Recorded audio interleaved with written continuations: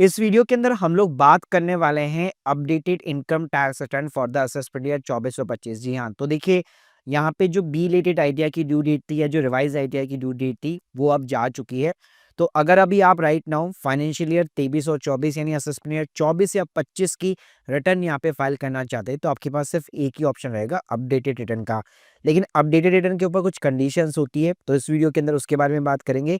Plus step by step आप लोगों को सिखाऊंगा कि अपडेटेड रिटर्न यहाँ पे कैसे फाइल की जाती है और उसके ऊपर जो पेनल्टी लगती है प्लस टैक्स के ऊपर जो पेनल्टी लगती है वो कितनी लगती है और कैसे आपको पे करनी रहती है। तो ये सारी चीजें बताने वाला हूँ एक ही वीडियो के अंदर, तो प्लीज पूरा वीडियो जरूर देखिएगा। यार वीडियो को शुरू करने से पहले बताना चाहूंगा, अगर आप प्रैक्टिकली आईटीएफ फाइलिंग सीखना चाहते हो और साथ में टैक्स प्लानिंग सीखना चाहते हैं हर एक सेगमेंट की, तो हमने अपनी मास्टर क्लास लाइव कर रखी है, link in the description box, एक बार प्लीज जरूर चेकआउट की। तो देखिए सबसे पहले अगर मैं बात करूं कि अपडेटेड रिटर्न यहाँ पे कौन फाइल कर सकता है, तो केवल वही लोग फाइल कर सकते हैं जिनकी कोई ना कोई टैक्स लायबिलिटी बनती है। यानी अगर आप अपना रिफंड यहाँ पे जो है बेसिकली रिफंड लेना चाहते हैं टीडीएस का रिफंड, तो अपडेटेड रिटर्न के थ्रू पॉसिबल नहीं है। प्लस यहाँ पे अगर आप लॉस दिखाना चाहते हैं वो पॉसिबल नहीं है। पहले अपनी आईटीआर आपने फाइल कर रखी है और अगर आप टीडीएस का रिफंड इंक्रीज करना चाहते हैं तो ये चीज़ भी अपडेटेड रिटर्न के थ्रू पॉसिबल नहीं है। तो सिंपली वन लाइन के अंदर बताऊं तो आपकी कोई ना कोई यहाँ पे टैक्स लायबिलिटी जरूर बननी चाहिए, तभी यहाँ पे आप अपडेटेड रिटर्न बेसिकली फाइल कर पाएंगे, जहाँ पे आपको 25% से लेकर 50% तक की एक्स्ट्रा पेनल्टी यहाँ पे पे करनी रहती है। तो चलिए मैं आपको सीधा लाइव दिखाता हूँ कि कैसे फाइल करनी होती है। तो ऑनलाइन देखिए इसका वैसे कोई ऑप्शन नहीं है, आपको एक्सेल यूटिलिटी के थ्रू ही इसको फाइल करना रहेगा। तो सबसे पहले इनकम टैक्स की वेबसाइट पे जाइए, यहाँ पे डाउनलोड सेक्शन के अंदर ही अपना असेसमेंट ईयर सेलेक्ट कर लीजिए। अब मान लीजिए जैसे कि आप आईटीआर 2 फाइल करना चाहते हैं तो हर एक आईटीआर के ऊपर यहाँ पे आपको एक एक्सेल बेस यूटिलिटी यूटिलिटी का जो है ऑप्शन मिल जाने वाला है, इसको आप सिंपली जो है डाउनलोड कर लीजिएगा। और साइड में भी आप देख सकते हैं यहाँ पे 139 सबसेक्शन 8A भी यहाँ पे लिखा हुआ है जो कि अपडेटेड रिटर्न का है। डाउनलोड करने के बाद में यहाँ पे आपको एक एक्सेल फाइल मिलेगी, इसको सिंपली आप ओपन कर लीजिए। और देखिए इस एक्सेल फाइल के अंदर आपको बहुत सारा डेटा, जैसे बेसिक जो डेटा होता है नेम्स वगैरह, ये सारी चीज डालनी पड़ेगी। उसके लिए बेस्ट तरीका होगा कि आप एक जो है प्री फिल्ड यहाँ पे जेसन डाउनलोड कर लीजिए। इसके लिए सिंपली आपको इनकम टैक्स पोर्टल पे जाना है, ई फाइल सेक्शन के अंदर ही यहाँ पे आपको डाउनलोड प्री फिल्ड डेटा देखने को मिल जाएगा। तो आप अपना असेसमेंट ईयर सेलेक्ट कीजिए और ये जेएसएन फाइल डाउनलोड कर लीजिए और इस जेएसएन फाइल को यहाँ पे आपको अपलोड कराना है। तो यहाँ पे आप देख सकते हैं इंपोर्ट प्री फिल करके आपको ऑप्शन मिल जाएगा, तो इसी के ऊपर क्लिक करके आप जेएसएन फाइल को यहाँ पे अपलोड करा लीजिए। जैसे आप यहाँ पे अपलोड कराएंगे तो जो बेसिक डेटा होता है आपकी टीडीएस की जो एंट्रीज होती है और कुछ इनकम जैसे जो प्री फिल्ड होती है बैंक का इंटरेस्ट वगैरह, वो सब कुछ आपको प्री फिल्ड देखने को मिल जाएगा। अब यहाँ पे सबसे इंपॉर्टेंट काम, पहला काम आपको ये करना है, फाइल अंडर सेक्शन यहाँ पे जो है बहुत सारे सेक्शन दिए हुए हैं, तो यहाँ पे आपको जो सेलेक्ट करना है वो हमेशा 139 सबसेक्शन 8A बेसिकली सेलेक्ट करना है।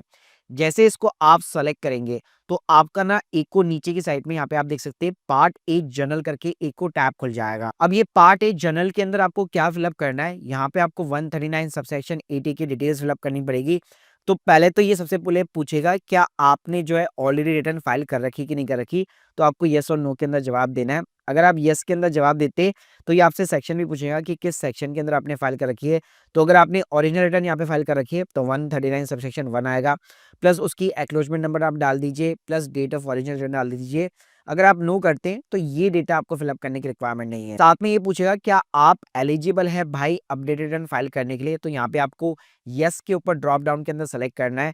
प्लस यहाँ पे आपसे रीजन पूछेगा, तो यहाँ पे कई सारे रीजन है, जैसे मैंने अपनी इनकम को जो है करेक्टली रिपोर्ट नहीं किया या मैंने पहले रिटर्न फाइल ही नहीं की, तो ऐसे आपको बहुत सारे ऑप्शन देखने को मिल जाएंगे। फिर उसके बाद में यहाँ पे पीरियड आपसे पूछा जाएगा अपडेटेड रिटर्न का। तो देखो अगर आप असेसमेंट ईयर 24 और 25 की यहाँ पे फाइल कर रहे हैं तो यहाँ पे दो ऑप्शन मिलेंगे, 12 मंथ्स और 24 मंथ्स का। तो सिंपली आपको 12 मंथ्स वाला ऑप्शन सेलेक्ट करना है।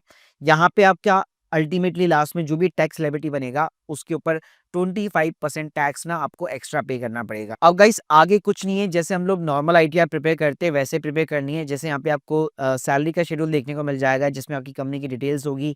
यहाँ पे आप सिंपली अपनी बेसिक सैलरी वगैरह डाल सकते हैं। नीचे आपको जो एचआरए वगैरह की अगर आपने ओल्ड रिज्यूम सेलेक्ट कर रखी है तो उसके अकॉर्डिंग आप डिटेल्स यहाँ पे डाल सकते हैं। एक चीज ध्यान रखिएगा, असेसमेंट ईयर 24-25 के अगर आपने पहले न्यू रिज्यूम आप चेंज नहीं कर पाएंगे तो आपको अल्टीमेटली न्यू रिज्यूम के अंदर यहाँ पे फाइल करनी पड़ेगी। इसके अलावा अगला सेक्शन आपका हाउस प्रॉपर्टी का है, तो रेंटल इनकम आप यहाँ पे पुट कर सकते हैं। अगला कॉलम आपका सीजी का है, तो यहाँ पे आपका जो कैपिटल गेन होता है स्टॉक से, म्यूचुअल फंड से, वो आप यहाँ पे पुट कर सकते हैं।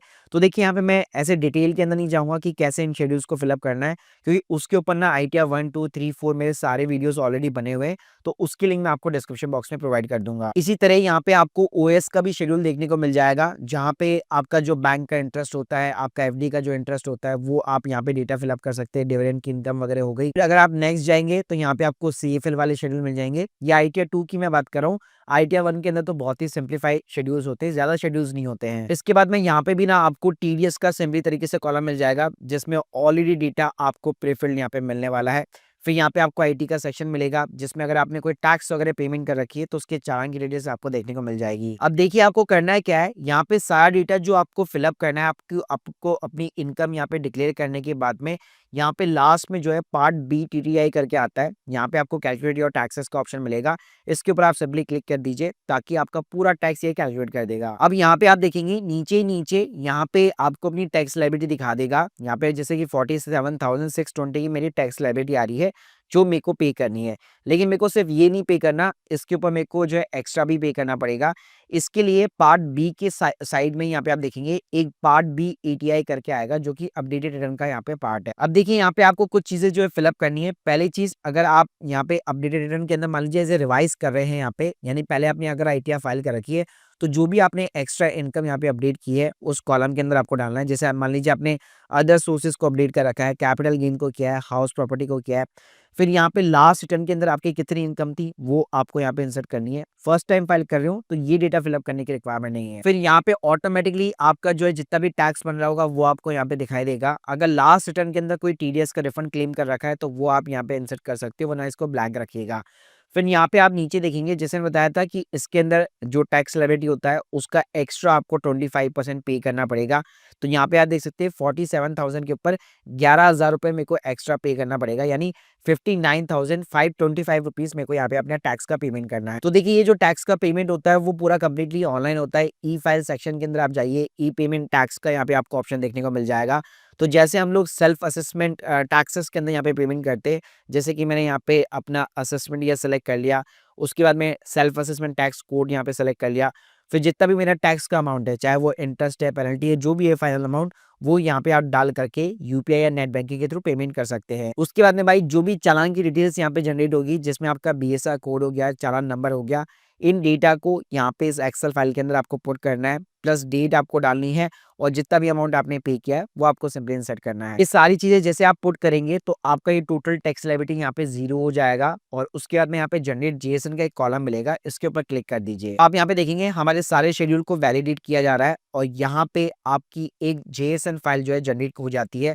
तो यहाँ पे सिंपली आपको सेव जेएसएन बटन पे क्लिक करना है। अब वापस आप अपने इनकम टैक्स पोर्टल पे आ जाइए, फाइल इनकम टैक्स रिटर्न, यहाँ पे 2425 में सेलेक्ट कर लेता हूँ। लास्ट ऑप्शन रहेगा अपडेटेड रिटर्न का, यहाँ पे ऑलरेडी आपकी हुई नहीं है, यहाँ पे हम लोग आईटीआर 2 को अपलोड करा रहे हैं। कंटिन्यू बटन पे क्लिक करूंगा, यहाँ पे कंफर्मेशन मांगेगा, जो मैंने आपको starting of the video conditions बताई थी, कंफर्म कर दीजिएगा। उसके बाद में उस जेएसएन फाइल को अपलोड करा दीजिए। तो आप देखेंगे जो जेएसएन फाइल हम लोगों ने जनरेट की है उसी को यहाँ पे मैं अपलोड कराऊंगा। कोई भी इसके अंदर अगर एरर होगा तो मेरे को स्क्रीन के सामने दिखा देगा। अगर कोई भी एरर नहीं है तो validation is the successful, simply proceed कीजिए। अपना एक आधार ओटीपी डाल के आप अपनी अपडेटेड रिटर्न यहाँ पे सबमिट कर सकते हो। तो गाइस इस तरह से आप स्टेप बाय स्टेप जो अपनी अपडेटेड आईटीआर फाइल कर सकते हो। इसके अलावा अगर आप और आईटीआर फॉर्म भी सीखना चाहते हैं तो मैंने अपनी मास्टर क्लास के अंदर सभी को ऑलमोस्ट जो है सारे फॉर्म्स को यहाँ पे बहुत अच्छे तरीके से वन बाय स्टेप मैंने यहाँ पे कवर कर रखा है, और यहाँ पे मैंने टैक्स प्लानिंग वगैरह भी कवर कर रखी है। तो गाइस यहाँ पे अपडेटेड आईटीआर की अगर मैं ड्यू डेट की बात करूँ तो आप 2 साल तक आराम से कभी भी यहाँ पे फाइल कर सकते हो। बस पेनल्टी का फर्क आएगा कि अभी आपको 25% एक्स्ट्रा देना है, और बाद में ये 25% की जगह 50% हो जाएगा। तो मेक श्योर कीजिए अगर आपको अपडेटेड आईटीआर फाइल करनी है तो जल्दी से जल्दी आपको फाइल कर देनी। बाकी गाइस अगर आप लोग के कोई भी डाउट्स है कमेंट बॉक्स के अंदर जरूर बताइए, और हमें मास्टर क्लास को चेकआउट करना मत भूलिएगा। Thank you guys, thank you very much.